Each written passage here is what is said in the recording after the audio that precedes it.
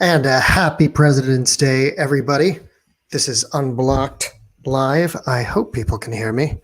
I forgot to check. Let me just do a quick systems check right now, make sure that you guys are hearing me on the special edition of Unblocked Live. This is the President's Day special. You guys made it through Valentine's Day okay, and now we're coming on live. We're going to talk about a new podcast that just dropped today on the audio. If you haven't, please subscribe to Unblocked Podcast on Apple. And then I'll be teasing who we're going to talk to. We're going to be talking to a comedian. All right, I got to just say it. It's a comedian buddy of mine who's in China. So that's going to be exciting. And he's going to appear on a special Unblocked Live that is going to be on Wednesday at 6 p.m. Pacific, kind of an unusual time, 6 p.m. Pacific, 9 p.m. Eastern. That will be Unblocked Live on Wednesday, a special time because we're going to be talking live to China. My old friend, comedian Simeon Goodson, he's from Brooklyn, New York. Last time I saw him, he was in UAE doing comedy in Abu Dhabi. He's going to be our guest. I'll play a couple of clips. I got a couple of clips of Sim that are queued up from, I think, 6 or 7 years ago. They're a little outdated. But that was when I would produce comedy at the Stand Comedy Club in the East Village of New York City. I used to run some tapings there for stand-up comedians in New York. This was, I think I left New York about 6 years ago. And before that, I was working for a company called Official Comedy. I got comments coming up. Yeah, you guys use the comments. Like what I can do is I could feature your comments. Like, what kind of questions do you have for him? Adam asks. Well, I'm going to ask. I got a lot to catch up with him because last time I saw him, we were in Abu Dhabi, United Arab Emirates. His wife is a teacher, and so she got a teaching gig there. He's got 3 kids. They decided to leave East New York, Brooklyn, go to Abu Dhabi. Now they're in Wuxi, China. And what kind of questions do I have for Sim? I have a lot of questions for him. He is, first of all, he's a hilarious guy. And you guys are going to have a lot of fun. That's going to be, again, 6 p.m. on this Wednesday. So it'll be Thursday morning for him in China. But he's been there all year. So he was there for COVID before we even heard of it in China. So we're going to get the inside scoop about what it's like to go through COVID as an expat living in China with his wife and 3 kids. So that's going to be an interesting show. You know what I'll do is I'll play a clip of Sim coming up just in a second, so you can see a little bit of his stand-up comedy. It's funny too because this clip I'm going to play you, he does a bit of an accent at one point, and I'll read some of the YouTube comments because I hadn't seen it in 6 years. But even back then, people were like, "This is culturally inaccurate," and kind of coming in hot. You know what? I'll just, without further ado, I'll play a clip of Sim so you guys are ready for him coming up this Wednesday. Again, he's in China. He's originally from Brooklyn, and we know each other from the scene in the stand-up comedy scene in New York City. But I'll play a clip of this is Simeon Goodson. Reading about something. And it was on the internet. That's how I know it's true. I was reading about those Somalian pirates. Are you familiar with these guys? Yeah. They will take your fucking boat. Yeah. That's some crazy shit. To get your boat taken. You ever got your bike stolen? Like you put your bike somewhere, you go in the store, you come out, and you're like, yo, what the fuck is my bike? Yo, my dude, you seen the bike right here? Yeah, some black dude came and took it. I thought he was with you. What? I don't know that nigga. Imagine that shit, but multiply it times a boat. Like you come outside, and you're like, yo, you seen a boat? There was a boat right here. Oh yeah, I saw some black dudes take it. I thought they was with you.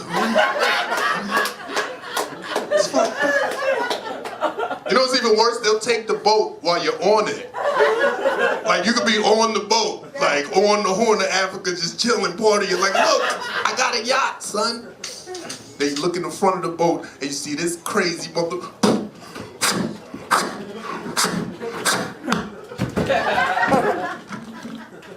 We are going to take your boat.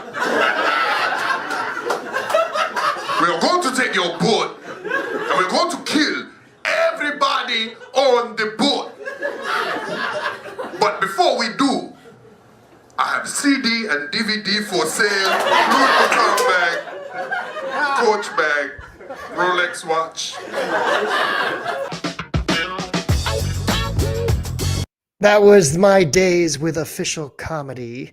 And you guys, I wonder if if you could tell jokes like that anymore these days. Everybody's so sensitive. When you look at the comments from that Somali pirate bit, it's on Official Comedy Stand Up where I was the producer, and just one comment after the next is like culturally inaccurate, generic West African accent and stereotype.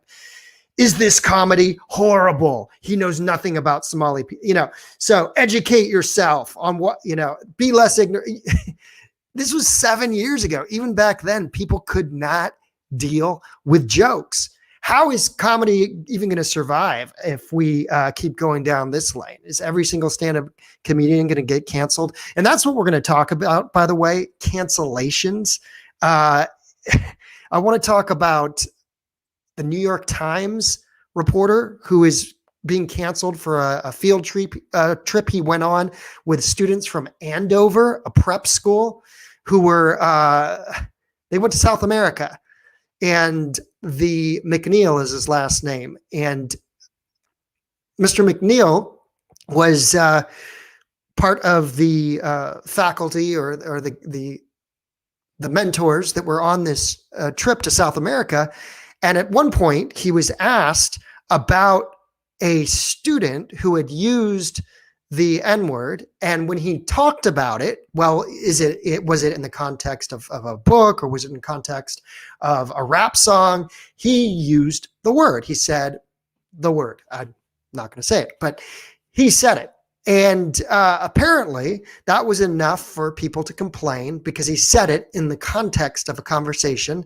And the New York Times came back with, well, it was researched and so forth. And then 150 faculty signed a letter calling for further discipline and investigation. This is all about an incident that was over a year ago. And I just shudder to think, if intent does not matter anymore, if you can be fired and the mob can be set against you just because you said a word in the context of a conversation, talking about the word in it of itself, that's scary, in my opinion. Gina Carano will talk about that. We could talk about math. Math is getting canceled. I don't know if you've seen from Oregon, but there are math isn't getting canceled. It's coming with white supremacy warnings. So let's not let math get canceled.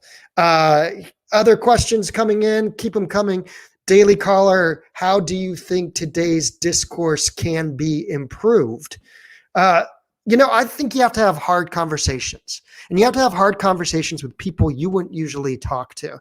And one thing that I would like to sort of plug is the latest podcast just on Apple.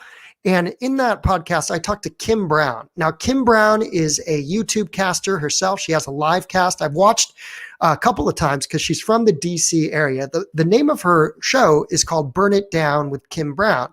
And I watched her show a couple of times, primarily because she also had guests on that were of the DC area. And these were, shall we say, leftist aligned video journalists who I had seen around and I knew. And one of them I've even challenged to have a conversation, and he refuses to debate me flat out because I don't think it's ethical to take clips, for example, from DC and edit them, take select cuts and be a propagandist. there's a lot of blame to go around on both sides. I mean, everybody's been misbehaving plenty, as I've seen. And if you follow my website, which is publicreport.org, you can check in on the website and see what I have discovered over the last 8 months in over 15 different cities. But how do we improve the discourse was the question. You got to have conversations with people you don't agree with. And it has to be more than just a soundbite, that irate anger soundbite. Because I'm sure, as Kim and I discussed, maybe I said things that she didn't like. Maybe she said things that I don't like.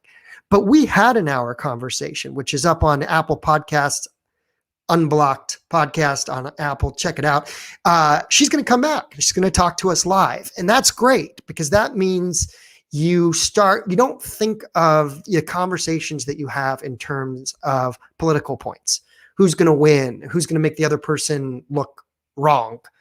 But you start to have these conversations as if you're building some sort of, you know what we call it in journalism? We call it cultivating contacts.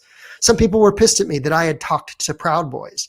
I had asked one Antifa-aligned reporter from the Pacific Northwest, a young woman named Laura, if she would come on the show. She said no, because you talked to the Proud Boys, and that's problematic. Well, of course, in journalism, it's called cultivating contacts. You talk to people. Now, you draw a line somewhere. I'm not I'm keeping distance, but I'm talking to people to find out if they are a significant part of the culture and the conversation, which they have been. And you, as a journalist, you cultivate those contacts and you talk to them. It doesn't mean you take a side. It means you report everything. Everybody who talks to me knows that I'm a straight shooter and I'm a fair arbiter of the truth. I'm not going to twist it. And that's important. But right now, what we have partisan activist reporters in the Twitterverse. And a lot of what we see coming out, and I think I identified Tweet Zero in the Gina Carano case. It was actually a Mandalorian fan page that was very leftist oriented. And a lot of these leftist crusaders have been after Gina Carano for a long time, for months. So it's a much more complex conversation, and we'll get to that, as to the concerted efforts to take people down, to purge, essentially, to re-educate. But the fact of the matter is that you got half the country that doesn't feel the same way that you do. Is your answer to everything going to be purge people, re-educate them, make them think like me? Be a kind of a boring country, I think. I'm going to play a little bit of my conversation with Kim Brown so that you can, just to tease the podcast itself, you guys can go on to Apple, as I said. Also, Callcast is an app I use, Callcast. If you check out, if you Google Callcast Unblocked, all my podcasts will come up on a single page, and Callcast is the app that I use to actually record. Sometimes I can be traveling and I could do a podcast just by using an app. So you can Google my episodes as well from that. But here's a little tease of my conversation with Kim Brown. You can have a listen. See it as privilege is the privilege to essentially look away. You know what? Let me set this up really quick, because what we're debating about is whether the term white supremacy is even helpful. And the position that I'm taking is that it's not. And so when you refer to the Capitol riot, if those of you who have listened to my previous podcast conversations, what I talk about is that it's basically unsupported in some sense when you're coming in hot, like the Southern Poverty Law Center is, and I challenge them in their press conference. Where's the evidence of white supremacy specifically? When you come in with a label like that, that's more of an impression.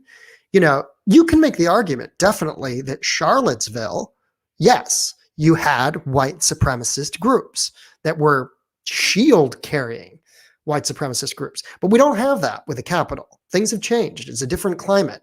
So you have to reassess. And so my question to Kim was, how are we coming in with this white supremacy label all the time? Does it make any sense? And this is, I said that privilege was maybe fair, but supremacy was not. I see it as privilege is the privilege to essentially look away from history, look away from injustice. Right, but the supremacist aspect comes where people understand that their same everyday behaviors, if they want to go cop weed, or if they're speeding, or perhaps driving without a license, or they have a tail light out, they know that they are less likely, if not likely at all, to have to deal with the police for such minor infractions. So, the supremacist aspect comes in their failure to speak up. If they know that these are small things that they get away with that Black people do not, in which a police encounter with a Black person over something as innocuous as either speeding or a tail light out. I'm thinking of Philando Castile in Wisconsin, who was pulled over for a minor traffic infraction, informed the police officer that he has a concealed carry license and that he had his gun in his car. And yet somehow Philando Castile ended up shot and killed in his car in front of his child and in front of his girlfriend while she live streamed the whole thing on Facebook. I mean, these are things that just do not happen to white people.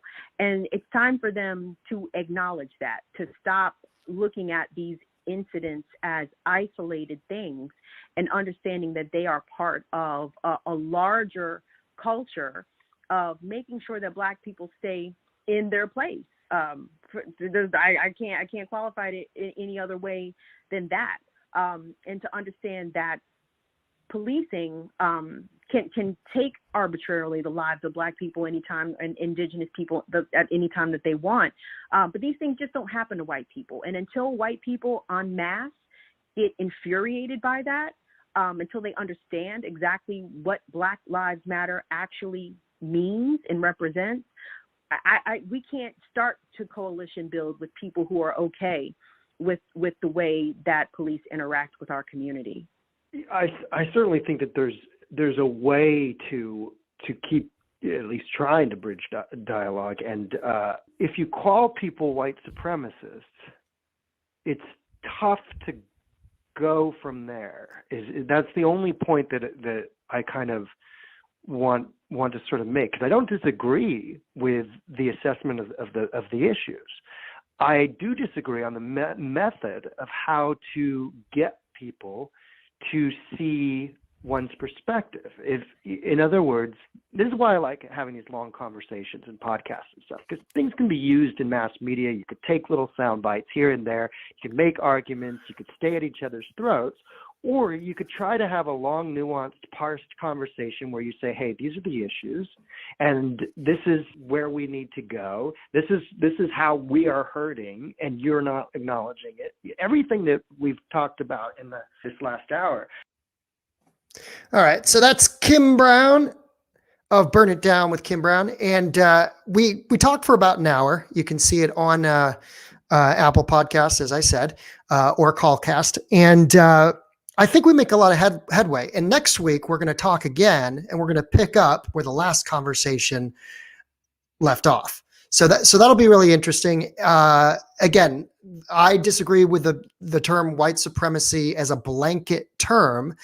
I see more and more a school teacher from San Francisco that's on my friends list on Facebook was posting about white supremacy and so forth in terms of the Gina Carano canceling. And again, this is something that computes for a certain section of activist oriented culture. And for us to move forward, I think that we have to find another way to talk about this stuff. If we're talking about righting the wrongs of the past, Kim Brown and I talk about redlining and racist practices in housing. That's something with a very specific historical pattern and intent behind it. And this is where it kind of syncs up with cancel culture. Are we sure that we're looking at intent in all of these cases that we're trying to right? In the case of redlining, there was an intent to keep people of color separated. And there is a advantage, an advantage economically that people have maintained in order to build wealth and pass on wealth from generation to generation. So that's a very specific thing. That's why I talk so much, and it's on the top of my Twitter at J. Lee Quinn, which is I am proposing and constantly researching what do we have to do to get people in underserved communities to own their own houses and to increase home ownership. And subsidizing down payments is something that I'm researching and trying to learn a lot more about. Because if you can give more opportunity to build wealth and take pride in ownership and community, I think that that's important. So that's one topic that Kim and I discuss on the podcast. So check it out. We are on, again, on Wednesday. We'll be live for 6 p.m. on Wednesday, talking to comedian Simeon Goodson. And I'll play another hilarious clip of his from a couple years ago. We'll be playing some new clips of his doing stand-up in China. So that's going to be a lot of fun. Let me look at a couple of these questions because I haven't had a chance to catch up. What do we got here? How do you feel about hosting a room on Clubhouse? I don't understand how it works. I just opened it up. I'm at Unblocked Live on Clubhouse, and I think I'm talking, and I think there's absolutely nobody listening to me, which is the case when you start off with this stuff. It's really hard to kind of build an audience. That's why I appreciate you guys being here for the, let's call it the soft launch, the beta. We're beta testing Unblocked Live, but I do plan to do this as an every Monday and every Wednesday live cast. We'll be live again 6 p.m. Pacific, 9 p.m. Eastern on Wednesday with comedian Simeon Goodson in China. But I'm going to, these times I'm going to test them out a little bit, see what time slot works best to build an audience. In the meantime, please subscribe to Unblocked Live on YouTube. If you're not on YouTube right now, go to youtube.com/unblockedlive, hit the subscribe button. I need it. I need you guys to, come on in and participate. I can answer any questions that you have about the last 8 months and what I've seen city to city. So be sure to do that and follow on Twitter at J. Lee Quinn. I'm going to take a look at a couple of more things. I'm going to just take a moment. I got a frog in my throat. Not COVID related, I promise. Oh, but we can talk about COVID too. I'm sure we will on Wednesday because Simeon's been in China for the entire pandemic. So we'll get that expat perspective from China. Outdoor restrictions for COVID, I have never really understood. A point that I brought up, if any of you saw me, I was live in San Diego. Not a lot happened in San Diego. Basically, over the weekend, what happened was, I got to figure out how to take this comment down. Okay, here we go. Over the weekend, I went to check out the scene in San Diego. I'm currently at an undisclosed location in California, but over the weekend I was in San Diego, and I decided to go to Pacific Beach because there was a Trump rally, and it was only a dozen Trump people, and half of them were people of color, which is so interesting because the San Diego local groups, a group called SD Against the Fash and another anarchist group, were trying to portray it as if it was the community was being attacked by these Trump supporters. And literally, it's just like 12 Trump supporters trying to recall Gavin Newsom, which my understanding is that campaign is picking up steam since the infamous French Laundry meal that Governor Newsom had. But not a lot happened. The police did detain. I did notice that there were a couple of people who were scouting. They were very obvious that they were scouting and taking pictures of the people who were protesting. And there were a couple of verbal exchanges, but that was it. So I didn't post a whole lot. The last live stream, there was one guy who was on the Trump side, but he was, quite frankly, he had a gangbanger vibe to him.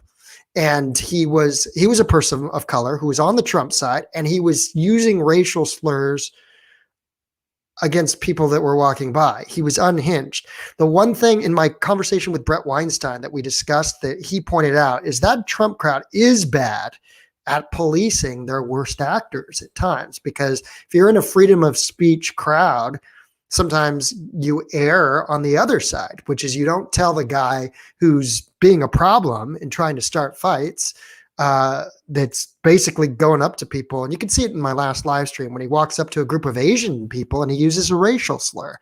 And it's not even clear what his background was. It was very strange. Anyway, that's the San Diego scene from what I can tell.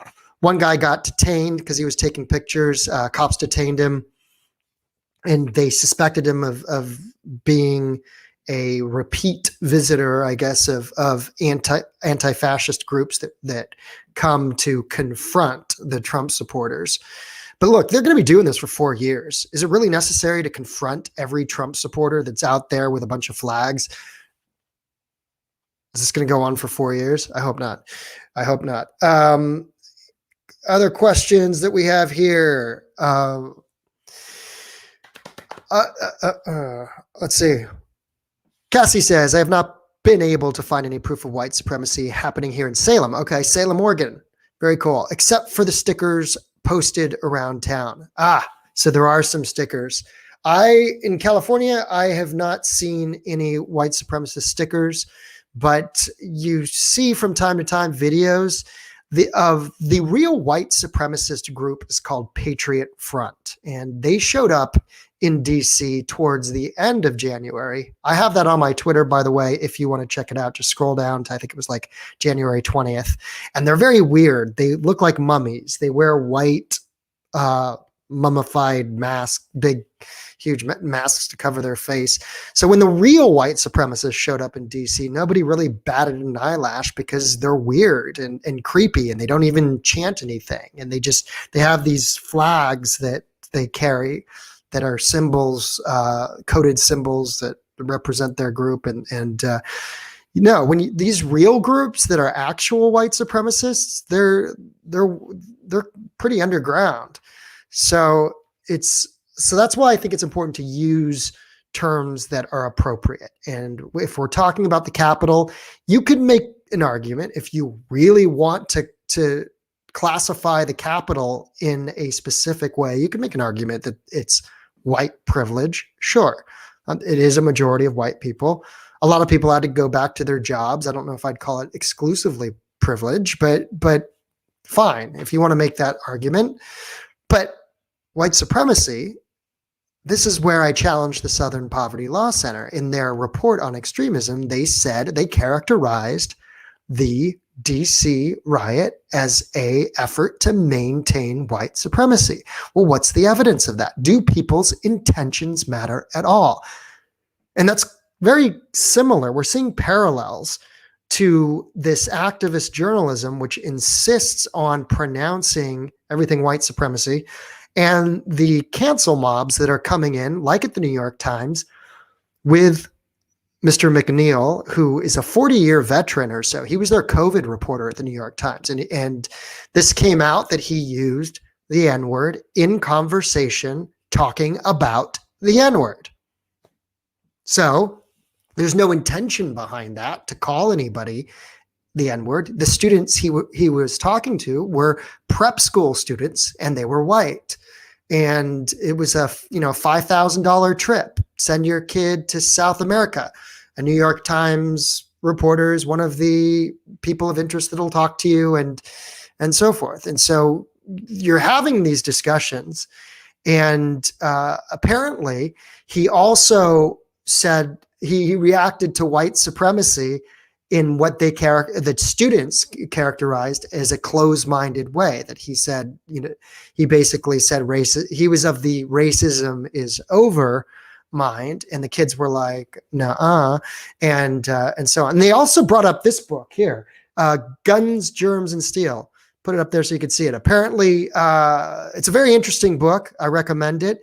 Apparently, in some wokest circles, it is considered inflammatory. And the criticism of how it deals with race was brought up to Mr. McNeil, the New York Times reporter. And I keep not saying his first name because I forget it. I know it starts with a D. But they brought up that book and they were having some discussions. Basically, they characterized him as acting prickly. Okay.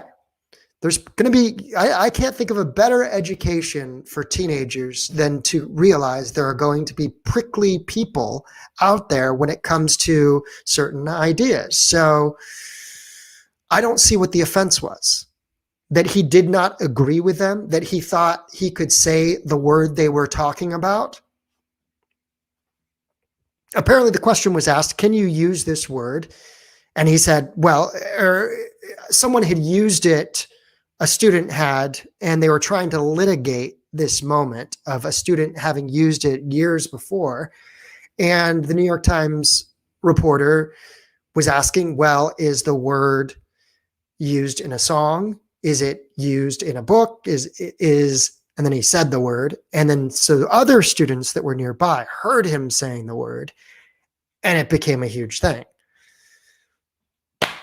I think intent matters. And that's where we come to Gina Carano, who some people have been talking about the Streisand effect, where if you try to, shut something down, I guess it's a thing.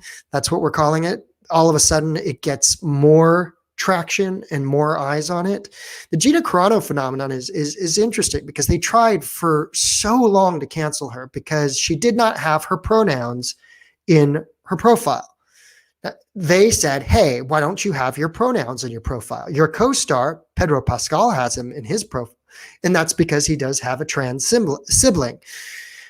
She was not interested, and she might have been prickly as well in her response. Essentially, what Gina Carano said was that she didn't want to do it. They kept at her, and eventually she put bebop boop or some variation of that as her pronouns. Now, I see jokes all the time about people in their pronouns making a joke of it because they don't like the convention and they think it's silly. Guess what? Another life lesson. You're allowed to make fun of people. You just are. Now, was it transphobic for her to write bebop boop? I think you're going to be hard pressed to make that argument. And I think we need to start having conversations in which we press for evidence based on intent, much like the New York Times reporter. You cannot make the case that his intention was more than prickly. If somebody else brought up the conversation, he's like, oh, that word, blah, blah, blah. Well, it matters, I think. The post that Gina Carano shared was not written by her.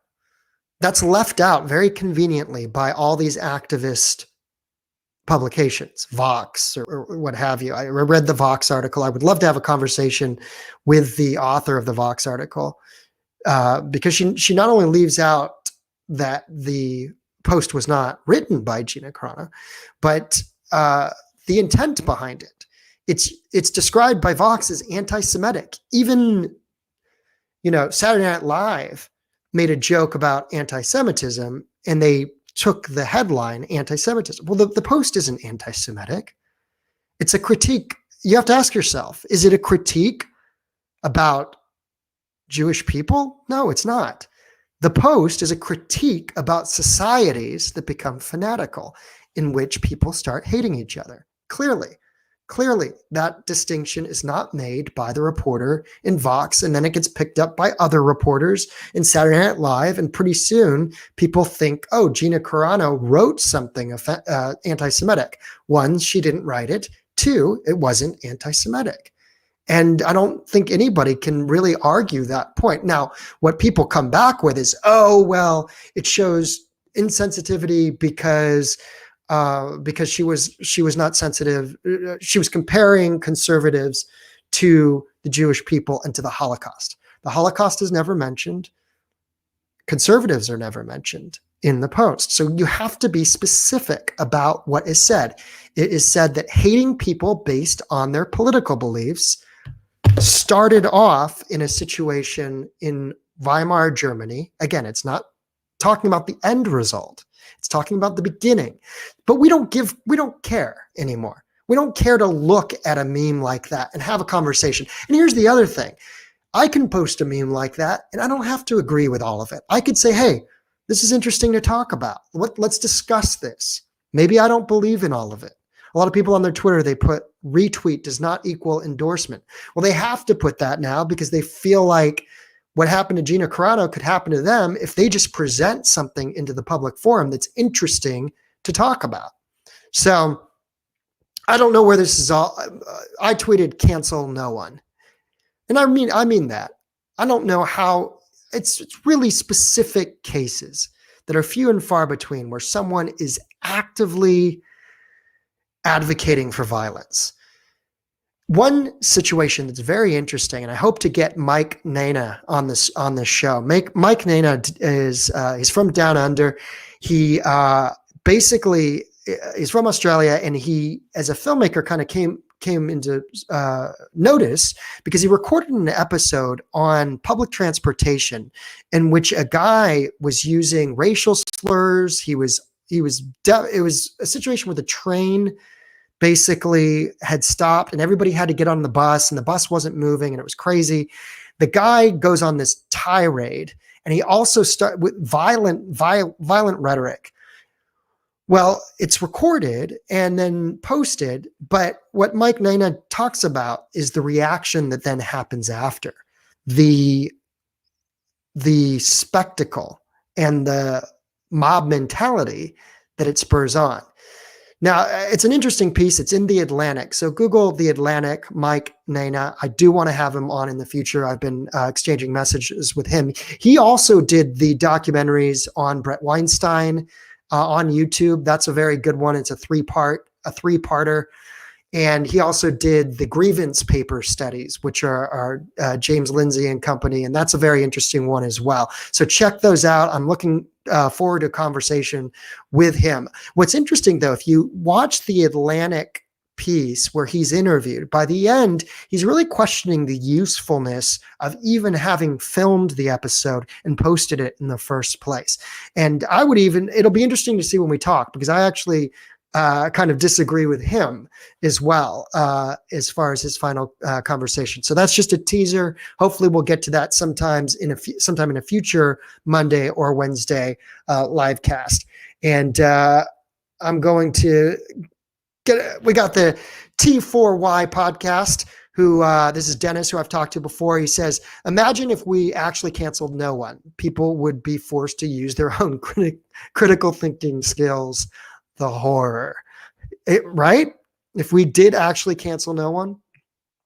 And again, those situations where somebody is actually advocating violence or cult suicide, these are so few and far between. We're using the most extreme situations that sit in our imagination, and we are completely characterizing and trying to be protectionists in our own right against whatever may come. But in the meantime, we're socially strangulating ourselves as a society. In my opinion, I just dropped the Clubhouse.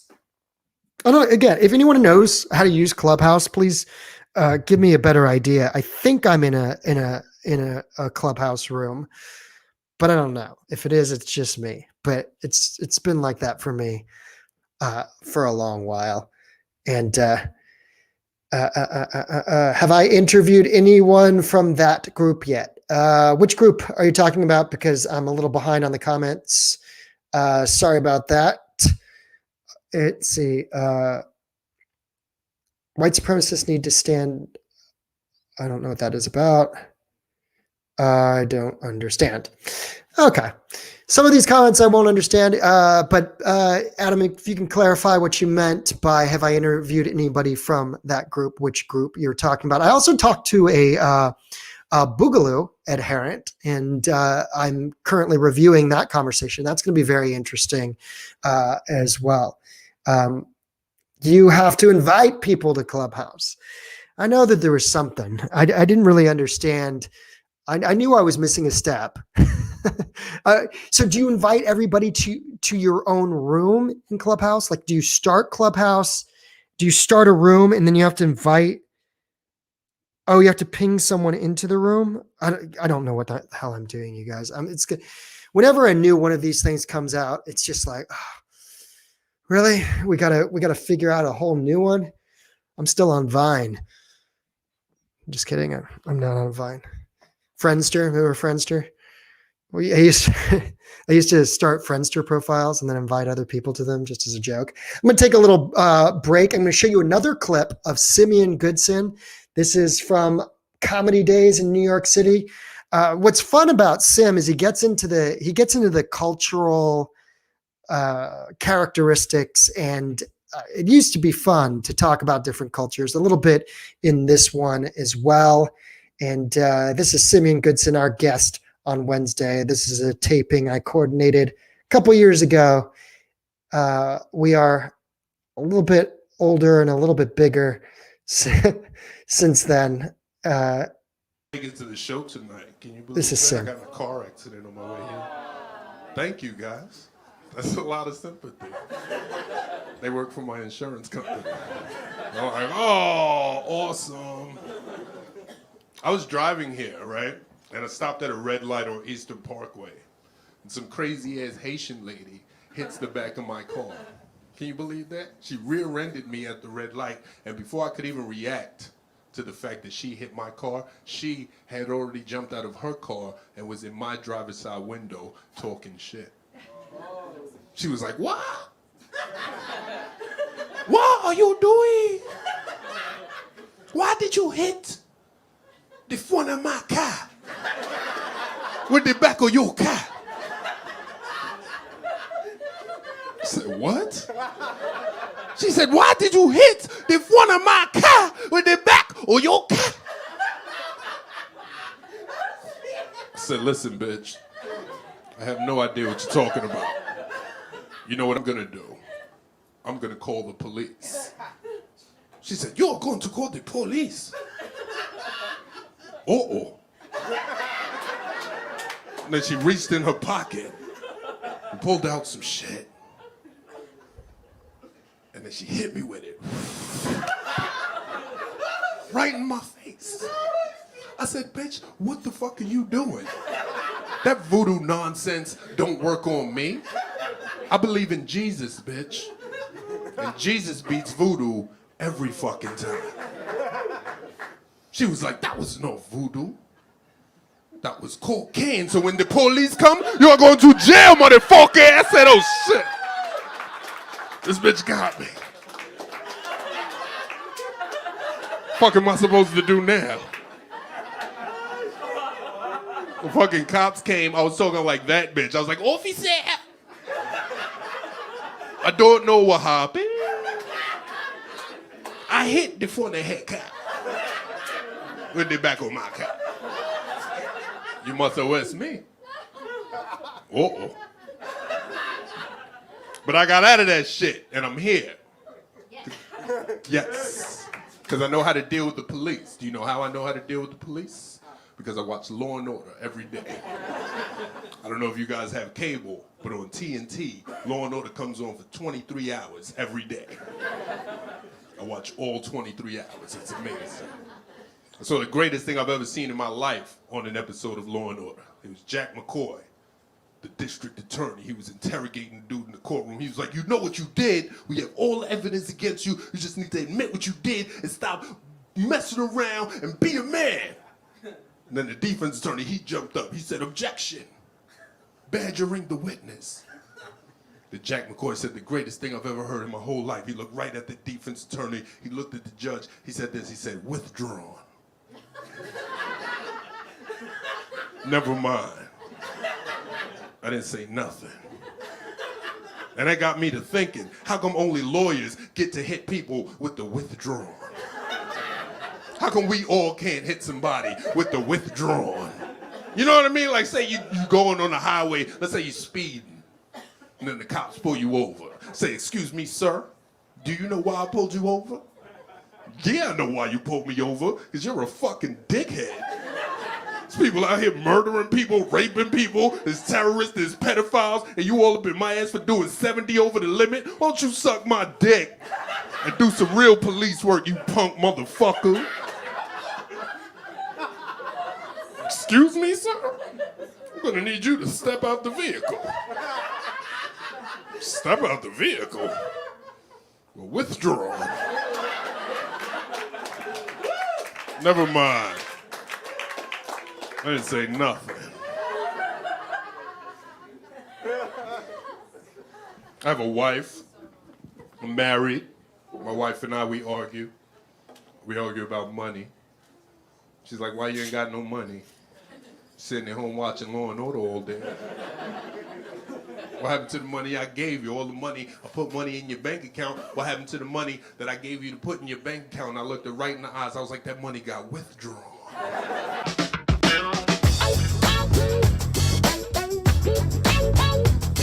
All right.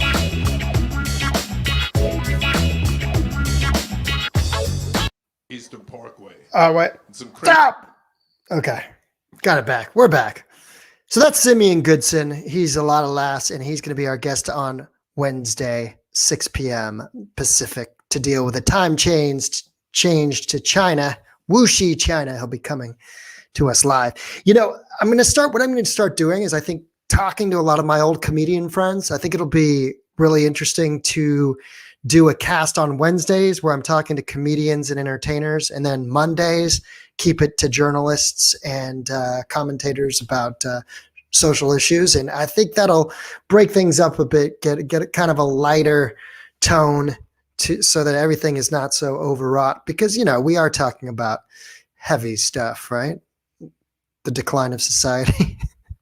Basically what I witnessed in over 15 cities, just social decline and conflict. So let's try to figure it out. And if there's any more questions, go ahead and ask them, and just say withdrawn like a lawyer. I think that we're going to keep doing this Mondays and Wednesdays. It's going to be a lot of fun. We'll be a little bit more serious in tone on Mondays and keep it a little lighter on Wednesdays, because what I'll do is I'll play stand-up clips and talk to comics about their work. I think it'll be a fun way to introduce comic. And please, you guys, tell people about this live cast. We're just in beta, but as you can see, we need to get some eyes on us. And the best way to do that is subscribe at youtube.com/unblockedlive. And what the hell, if you like the podcast, tell 5 people to check it out, because we sure could use 5 of your friends coming along that are interested either in comedians on Wednesday or social issues and talking about the media and journalists on Mondays. Either one will help us out a lot. Oh, there's one other thing that somebody sent me. I talked about math. Apparently math in Oregon is considered problematic. This is from the New York Post. The Oregon Department of Education, ODE, recently encouraged teachers to register for training that encourages ethnomathematics and argues, among other things, that white supremacy manifests itself in the focus on finding the right answer. An ODE newsletter sent last week advertises a February 21st Pathway to Math Equity microcourse, which is designed for middle school teachers to make use of a toolkit for, quote, dismantling racism in mathematics. The event website identifies the event as a partnership between California's San Mateo County Office of Education, the Education Trust West, and others. Part of the toolkit includes a list of ways white supremacy culture allegedly infiltrates math classrooms. Those include, quote, the focus is on getting the right answer, unquote. Students being, quote, required to show their work, unquote, and other alleged manifestations. Quote, the concept of mathematics being purely objective is unequivocally false, and teaching it even much less so. The document for the Equitable Math Toolkit reads, quote, upholding the idea that there are always right and wrong answers perpetuate objectivity as well as fear of open conflict. I don't understand. I don't get it. I think in math, because being somebody who is so bad at it, this is a testimonial. Because I was an arts and, theater and journalism guy, my brothers were both great at math. And as someone who's bad at it, you don't want me doing what my brother does, which is he's an engineer, and you don't want me working on satellites. You don't want me working on bridges because there are right and wrong answers. I should have him on the podcast and we'll talk about whether there are right and wrong answers in math. I have a feeling that most people in the engineering community will say that there are solid objective answers in mathematics, just as there are in science. So I don't think we need to shelter math. Some of us can be bad at it, and like I was, and we can go on to do other things, like become theater nerds and journalism nerds. And that's what I was good at. And I was not good at math. And you know what? I suffered bad grades or cheated on. I did actually cheat. That's another episode, but that's because I was terrified of getting bad grades. So I actually cheated on a math test. It was like junior year, but anyways, I don't want to get canceled, so I'm not going to go into it that deeply. But I think this comment sums it all. Huh? Exactly.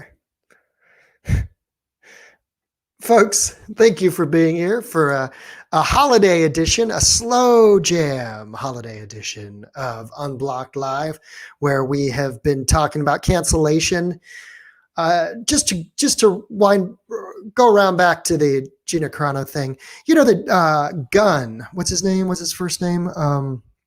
James Gunn, or he's the author of the Guardians of the Galaxy films.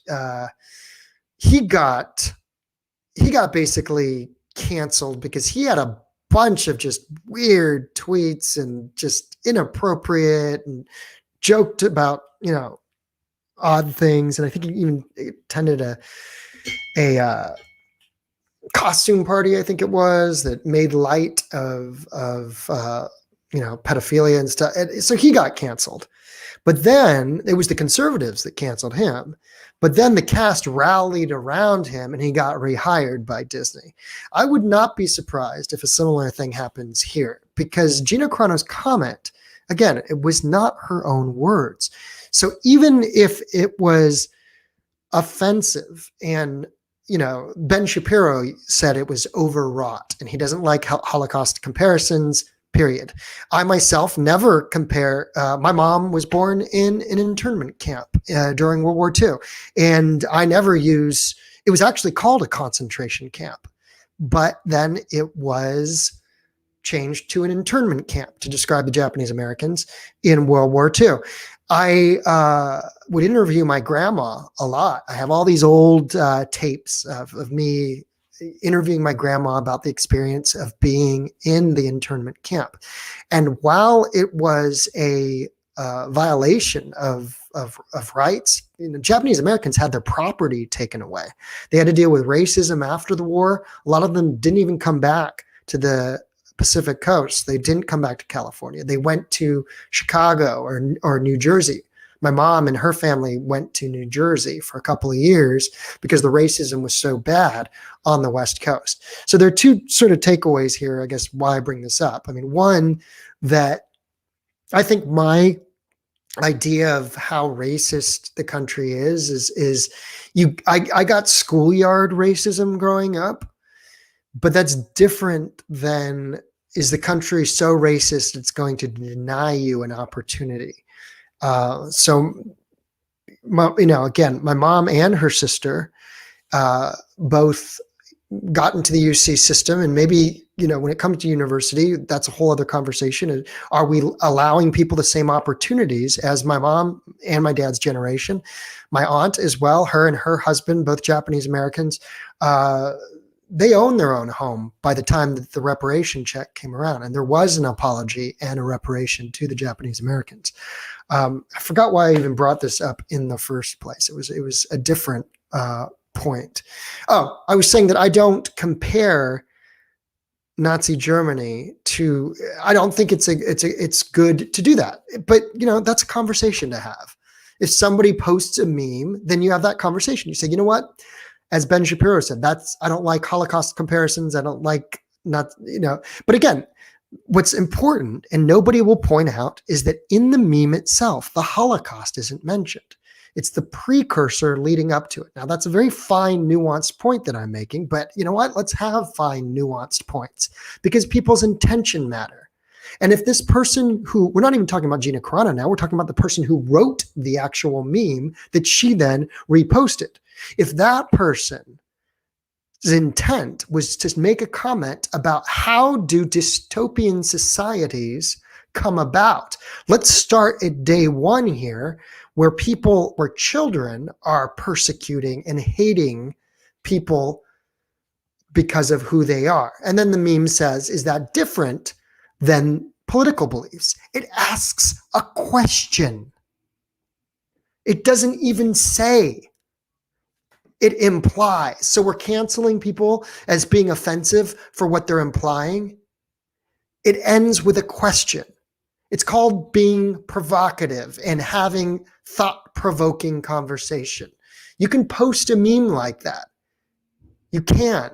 It's not, as Ben Shapiro said, it's not a fireable offense. Now, I listened to Ben Shapiro because, as you know, the Daily Wire has now offered a deal to Gina Carano to make a film. It's going to be very interesting to see how that goes. Now, while they have resources, and I actually have seen they've done a couple of shorts, which have been kind of humorous. And that's the other thing that people should be worried about. I read that math story. When the Babylon Bee ends up being funny, which it is now, I even worked for The Onion. I was a fake news reporter for them, and fake in the sense that I'm a real news reporter, but I had been a TV reporter, and I was hired to look it up on YouTube. It's called Future News, The Onion. And you'll see me halfway through. I'm a reporter in the future for The Onion named Vitamin Daniel. And I'm reporting on the Israeli-Palestinian conflict in the future. And the Israeli-Palestinian conflict has gotten devolved as such is that there's only one Israeli and one Palestinian in the future in this Onion clip. And I'm reporting about the conflict between the Israeli and the Palestinian who are still fighting. And that's the premise of the sketch. And my character's name was Vitamin Daniel, reporting full live from the West Bank that I don't think was the West Bank anymore. I can't remember. I haven't seen it in a while. It's on YouTube though. The Onion Future News. And my segment I think is like halfway through where I come in. But I also did one thing for their what was it called? IFC, the Onion IFC. I did something for them too as an actor. What's her name? Alison Morrow said to me something funny that one fan was going off on her page that she had interviewed me. She interviewed me twice, and the fan was going, I don't know if it was a fan or you characterize him as a troll. Jeremy Lee Quinn's an actor. He's an actor.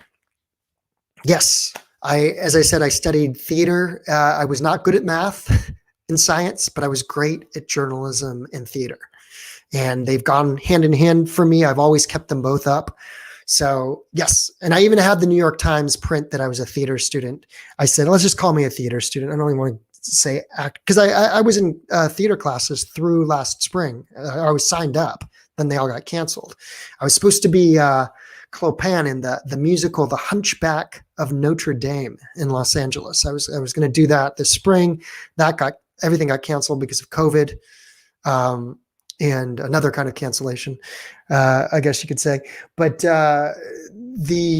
this person was going off on the comments section about me being an actor. And I said to the New York Times, just put in there, I was just a theater student, and I was furloughed from my job, from theater classes being canceled. That's why I had all the time the last 8 months to just invest my own money, travel around, and try to get the objective truth to what was going on, or as close to it, because as we know from the Oregon Math Commission, there is no objective truth. So in journalism, it's different because you can question my credibility. That's all part of it. And I welcome that. I'm welcome to I will have a debate with anybody, and I will hold my work next to anybody. You can be Antifa, you can be, part of the Patriot movement, you can be Black Lives Matter, you can be whoever you are. I will hold my work and what I have seen across the country next to your opinions or whoever you're pulling, whatever article that you are rage parroting. That was a tweet that I had the other day, that rage parroting should be a term, because if you don't read the article, you just take a couple of points and you just parrot it. Rage parroting. If you're just rage parroting articles that speak to your beliefs, I'll bet you I know stuff and I can prove it from everything that I posted on publicreport.org, on my Twitter, all the video that I've compiled, all the cities that I've visited. If you believe the same thing that you believed 8 months ago, then you're a believer and you're not somebody who's looking at new information coming in. And I will hold that to anybody. And that's why a lot of Antifa will not debate me, because what I know makes them look bad. That's it. And they think that the ends justify the means. I gotta, he isn't just an actor. He's a good one. Thank you, Jordan. I appreciate it. Thank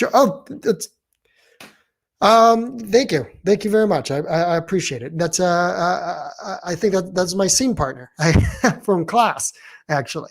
So we did that Closer. Do you guys remember Closer with who's in the movie of that? The Clive Owen and Jude Law and Julia Roberts and Natalie Portman, and did a scene from that, and I played the Clive Owen. I got to be the real hard ass, which was fun, because I think I'm more like the Jude Law character as far as being a little nerd and stuff. So I like this comment. Yes, huge fan here. Rage parroting is real. Maybe we'll get rage parroting trending one day, and I don't want to cancel the rage parroters. I want them to have the moment of self-reflection that is necessary to look at one's ways and say, am I really helping the situation by going after this one person again, these are harmless incidents. Donald McNeil of the New York Times saying the N-word in a discussion about the N-word, that's a victimless crime. There's no victim there. Gina Carano posting somebody else's meme, which asks, are these dystopian societies coming out of people hating each other and being taught to hate each other?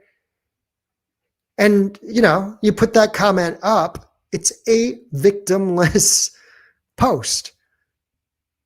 You're only choosing to be outraged and offended because you are rage parroting what you've been told by somebody else. And next time, if we talk about this discussion again, you can I did find tweet 0 when it came to, let me see if I have it ready here. I screenshot it. But the tweet 0 for the Gina Carano firing was interesting because, tweet 0 is the Twitter person is obviously a Mandalorian fan because they have Din Djarin in their Twitter handle. And basically it's a screenshot of the Instagram story. And for those of you who don't know it, you know what? I'm just going to read what the Instagram story said. And again, the offense here is that you're comparing the modern plight of right wingers to Jews in Nazi Germany or Weimar Germany. Because again, the Holocaust isn't mentioned, neither are conservatives. And that's important. And that it ends on a question, I think, is important. And that she did not write it is important. But I'll let everybody make up your mind. Again, I'm fine with people making the case that it's overwrought and that they're offended. I guess you can be offended. But is it a fireable offense? That was the talking point from Ben Shapiro, which I don't know what that movie is going to look like, by the way, what type of movie they're envisioning. It'll be very interesting to see. And apparently it's going to be exclusively on the Daily Wire site. So it's a little bit of a marketing gimmick. We have to be honest about what's going on as well. But, I have no doubt in my mind that Ben Shapiro sincerely believes that she should not have been mob attacked and fired for putting this out into the public square, the public forum.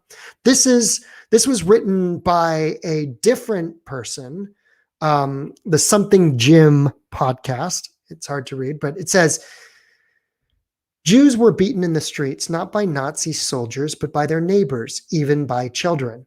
Because history is edited, most people today don't realize that to get to the point where Nazi soldiers could easily round up thousands of Jews, the government first made their own neighbors hate them simply for being Jews. How is that any different from hating someone for their political views? Look, it's heavy-handed. There's no doubt about it. The picture also shows two children in a historical picture of Weimar Germany, chasing what is presumably a Jewish woman who has had her even her clothes pulled off. It looks like, and the children are maniacally chasing her. So again, is the post anti-Semitic? I don't even think you can make that argument. It's not against Jews. It's against the people who are persecuting them. It's very obvious from the post. But what happens in this telephone world when you take one thing and then call it anti-Semitic, everybody else runs with it. That's why if you're Vox and you put that out there and then everybody else jumps on it. Now, I don't know if Vox did it first. Somebody else probably did. And then everybody else gets on board and spreads it around. Next thing you know, Saturday Night Live has it up, a picture of her in anti-Semitic tweets. You forget that the initial premise was rotten unless you do your own research. And right now, the right is doing more of their own research than the left because the right doesn't trust the media institutions, rightfully so. So anyhow, rage parroting has got to be a thing. It's already a thing. They're already rage parroting. Lots of people are. So we'll add that to the lexicon for Unblocked Live. And bias blinders, that's a good one to put it. I'm concerned. Let's look at this one. I'm concerned the narrative that America is an inherently racist nation that upholds white supremacy is being used by the Chinese Communist Party to suppress reporting on the origins of the virus. Interesting. I don't have any evidence of that. I mean, I think when we get into the internet, sort of our sideways thoughts and stuff about what could be, I think it's always what I always, when somebody presents something that I know nothing about, I just say, I don't have any information on that. What I will say is the origins of the virus. It's been interesting because I know Brett Weinstein's been talking about that recently on his podcast, and the WHO and the World Health Organization, who's whoever's coming forward, who's on the point for that. Who's on the point? Who's on the point? No, who's on the point? Who's on the point? No, who's? Remember the old Abbott and Costello thing? Okay, so whoever is on the point for who is they were parsing sort of a potential conflict of interest, and it'll be interesting to see how that plays out as far as the origins of the virus. And one one point that's made about the lab is that Brett Weinstein made this point that it's not about manufacturing the virus synthetically. That was never the question. It's been about these gain of function research about the virus itself at the Wuhan lab. So you had different institutions that were researching these viruses and manipulating them somewhat. And so that the virus could have escaped from that lab is plausible. They do not think that they, meaning Brett Weinstein and his wife on the podcast, think that perhaps the WHO is not giving that enough focus. But I'm sure we will know in time. I'm not as conspiratorial. I debated this with a conservative in San Diego when I was there at Pacific Beach. And I said, for me, it's not about conspiracy. It's about incompetence more and bias. But it's never been about conspiracy, because as I see people as lazy before they have any sort of proficiency and ability to put full-fledged conspiracies together. I think human beings are much more lazy and incompetent when it comes to, as we've seen in a lot of things this last year. So I will get to that. A couple questions coming in. I'm just going to wrap this up. I guess the final point about Gina Carano is that you should be able to post things into the public forum, and we should be able to talk about them. And that includes her other posts. The two other offenses were about voter integrity, and they were about mask wearing. And I get it. Those are two, look, I'm a lefty. Those are two conservative points. But when you dig deeper into the information about mask wearing in California, it was saying, meanwhile in California, and it had a picture of somebody with a whole bunch of masks on, like a ridiculous amount. That's a joke. That's supposed to be funny.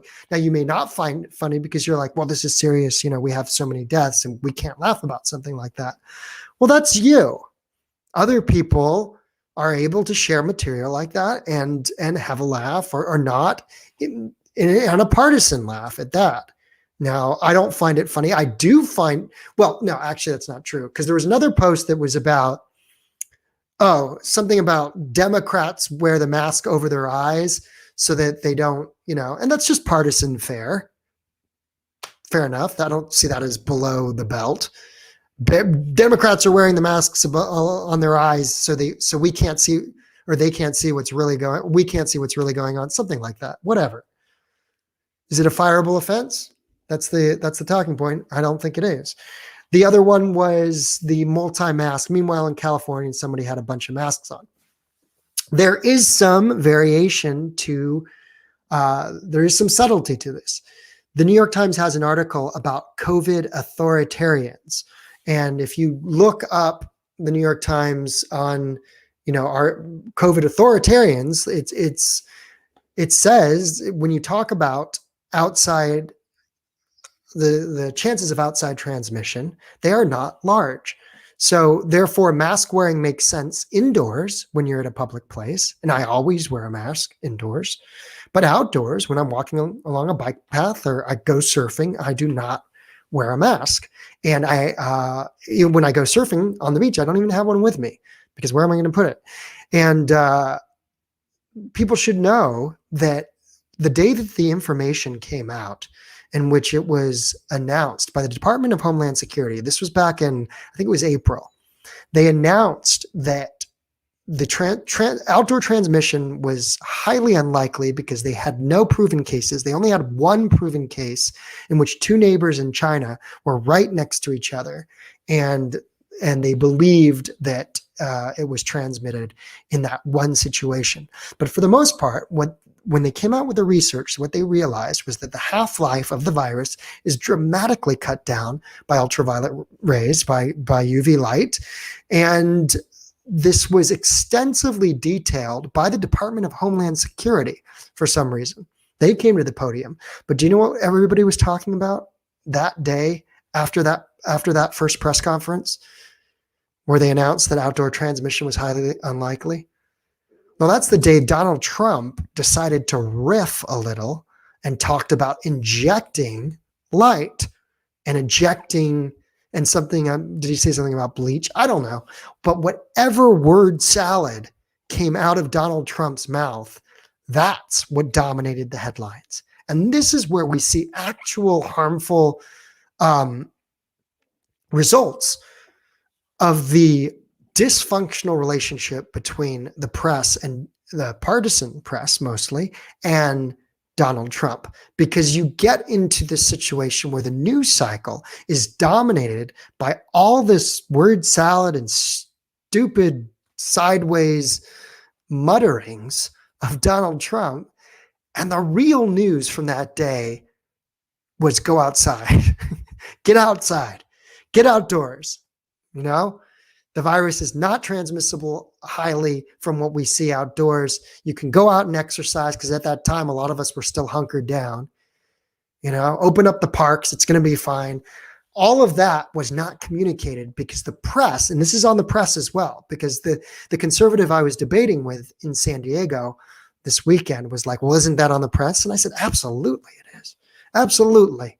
We should not be so stupid and so it's like grabbing at a trinket, you know, you're just like bedazzled by the whole thing, that you need to print this article about whatever stupid thing was said about injecting light.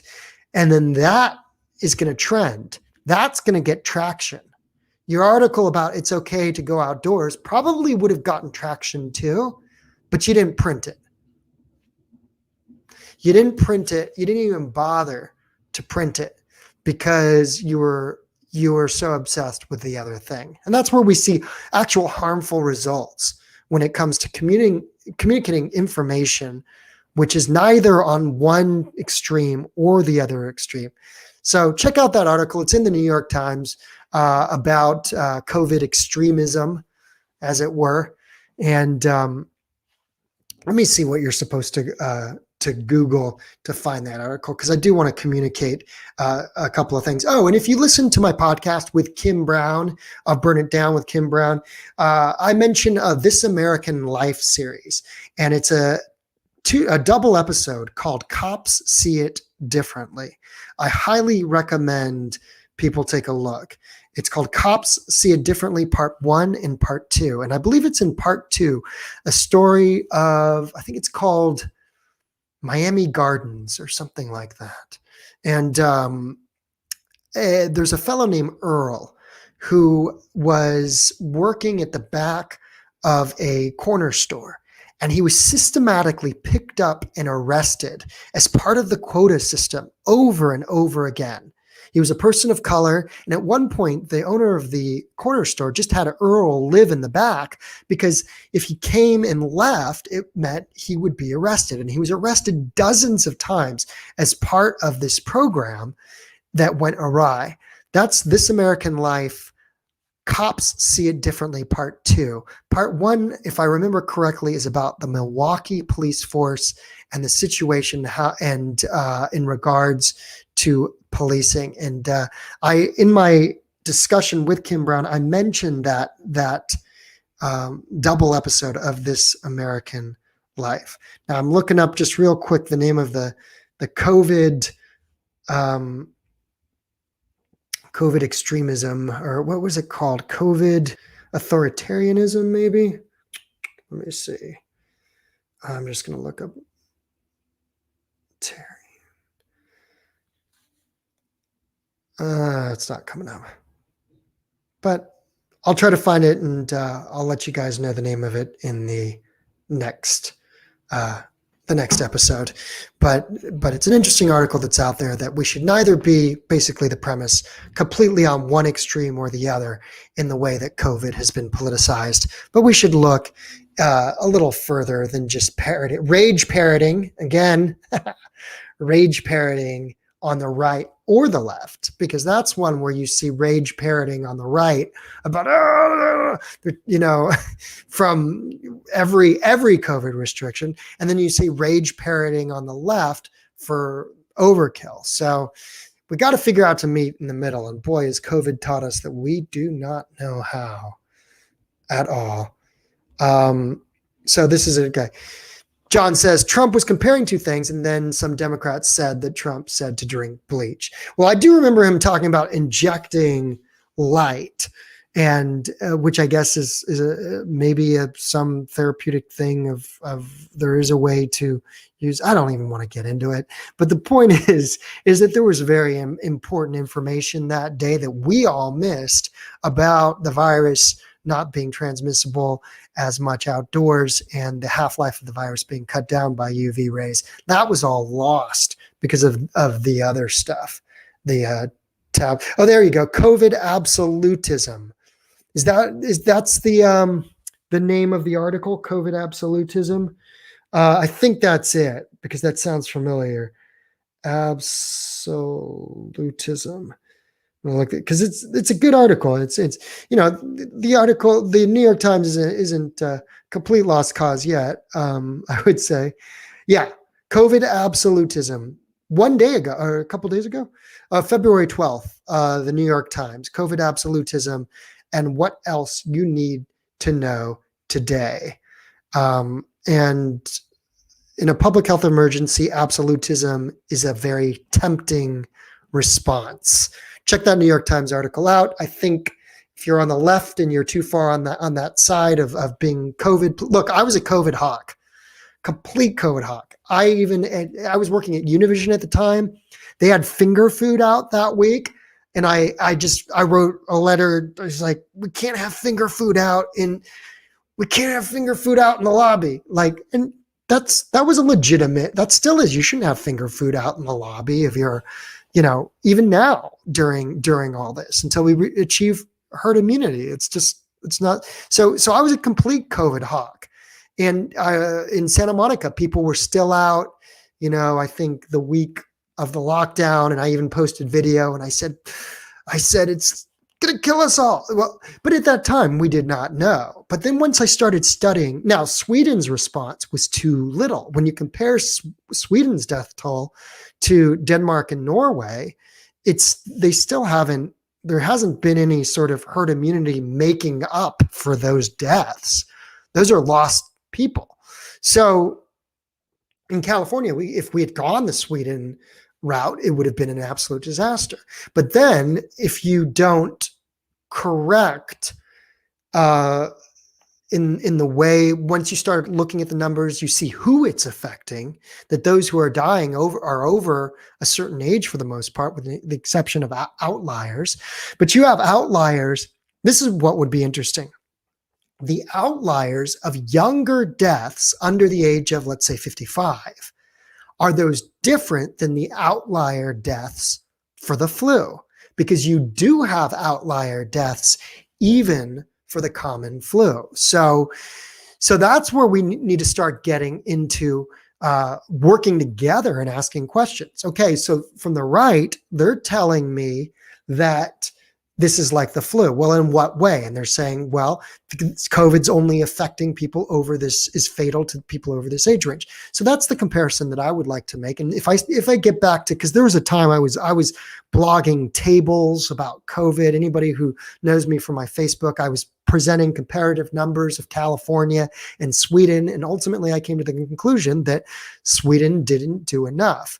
California did do good, but then, why were we having outdoor restrictions arbitrarily, it felt, later on, meanwhile the governor is sitting in the French Laundry restaurant? That's a huge question. I don't care if you're on the right or the left. If you deal with it fairly and nonpartisan, then there are variations to this as far as how we should look at this information. If we had this comes to schools as well. The first time I presented information, even when Fauci said that schools need to, people on my comments page, it just lit up. So COVID absolutism, that's the New York Times talking about that one. Thank you for getting that title right for me. I really appreciate it. All right, folks, I'm going to go get some food. I can hear I don't know if it's picked up in the mic, but my stomach is growling. This is for Unblocked Podcast. We will be live 6 p.m.